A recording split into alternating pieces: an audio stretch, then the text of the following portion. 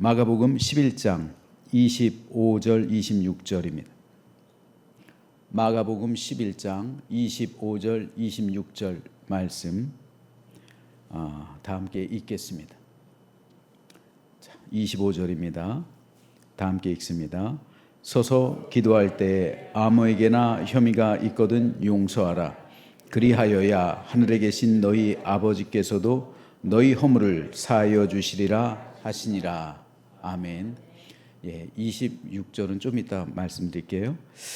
자, 여기서 예수님께서는 하나님께 기도할 때 전제 조건에 대해서 말씀합니다. 하나님께 기도하기 전에 나와서 서서 기도한다. 그러니까 예수님께서 말씀하시는 서서 기도한다는 것, 당시 유대인들의 기도법이에요. 유대인들은 하나님께 서서 기도를 드렸어요. 서서 두 팔을 높이 하늘을 향해 펴고 하늘을 향해 두 눈을 들어서 기도했어요. 이게 유대인들의 전통적인 기도법입니다. 그래서 서서 기도할 때, 그런데 전제 조건이 있어요. 기도하는 건 너무나도 좋은 겁니다. 예수님께서도 기도하셨고, 예수님께서도 금식하시며 기도하셨고, 제자들에게 기도하는 법을 가르쳐 주셨고, 기도를 강조하셨어요. 그런데 여기서는 기도할 때 단 한 가지 조건에 대해서 주님께서는 제자들에게 가르치십니다. 그것은 아무에게나 혐의가 있거든 용서하라.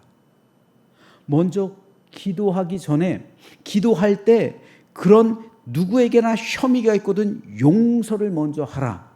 이 기도를 말씀해 주는 거예요. 자, 여기서 말하는 혐의가 있습니다. 혐의는 그냥 범죄의 혐의를 말하는 게 아니에요. 혐의는 누군가에게 마음속으로 품고 있는 원망, 섭섭함이나 어떤 감정 어린 상태, 미워하거나 앙심을 품는 것, 미움이나 앙심, 증오, 그리고 불만이나 원망, 상대방을 탓하는 마음.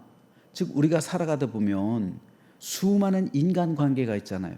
그 인간관계 속에서 내가 누군가를 싫어할 수 있잖아요. 그런데 이 싫어하는 마음이 커가지고 누군가를 미워해요. 누군가에 대한 증오하는 마음이 있어요. 누군가를 원망해요.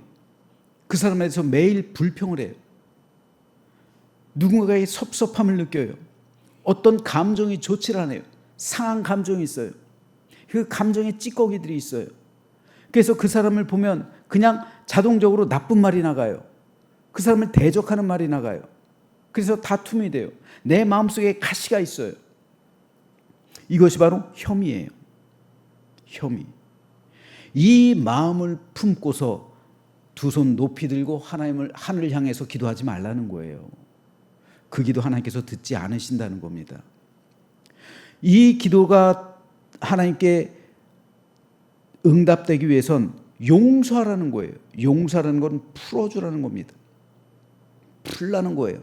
내 마음속에 있는 원망, 섭섭함, 미움, 앙심, 증오하는 마음, 불만, 불평, 상대방을 탓하는 마음, 이 모든 것을 풀어주라는 거예요. 여러분, 누군가 나의 심령에 칼을 찌를 때가 있어요. 칼을 찌르면 피가 흘러요. 상처가 나요. 수많은 성도들이 상처를 받아요. 말로, 행동으로 그럴 때가 있어요. 제일 좋은 건 뭡니까? 그 사람이 와서 사과를 하는 거예요. 미안합니다. 내가 잘못했습니다. 그러면은 그게 치유받겠죠. 그 상처가 회복돼요. 그런데 제가 목회하면서 보니까 많은 경우 그러질 않아요. 그리고 몰라요. 내가 말을 그렇게 해서 상처를 줬는데 그걸 깨닫지 못해요. 나는 상처를 줬는데 그 사람은 피를 흘리고 있는데 나는 준지도 몰라요. 그런 경우가 굉장히 많더라고요. 그럴 경우는 어떻게 해야 됩니까? 스스로 빼야 되는 거예요. 그래서 그러지 않으면 내가 죽는 거예요.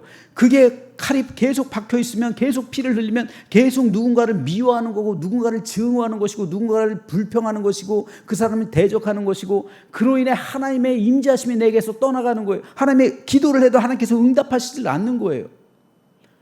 그러므로 이걸 나 스스로 빼는 상태, 이거를 오늘 주님께서 말씀하시는 용서라고 하는 거예요. 용서는 그 사람이 와서 사과를 하든 안 하든, 사과를 안 해도 내가 스스로 용서해 주는 것, 풀어주는 것, 내가 살기 위한 거예요.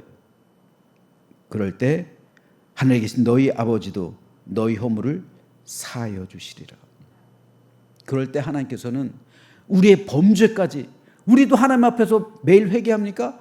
회개하지 않고 지나갈 때도 있잖아요. 그럴 때도 하나님께서 나를 용서해 주신다는 거예요.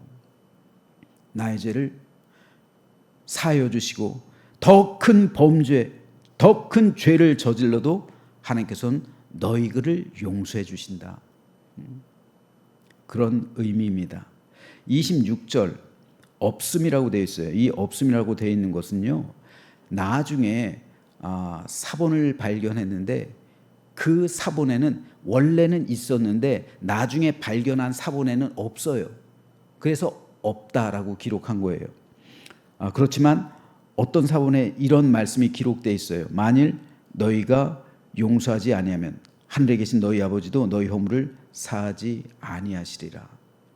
그러므로 오늘 우리가 이 시간 기도하면서 가장 중요한 기도는요, 누군가의 허물을, 누군가의 혐의를 용서해 주는 거예요. 그럴 때 우리 기도를 하나님께서 들으시고 마음껏 들으시고 응답해 주시고 역사해 주실 줄로 믿으시기 바랍니다. 적지 않은 그리스도인들이 여기서 걸려서 실패하고 있어요.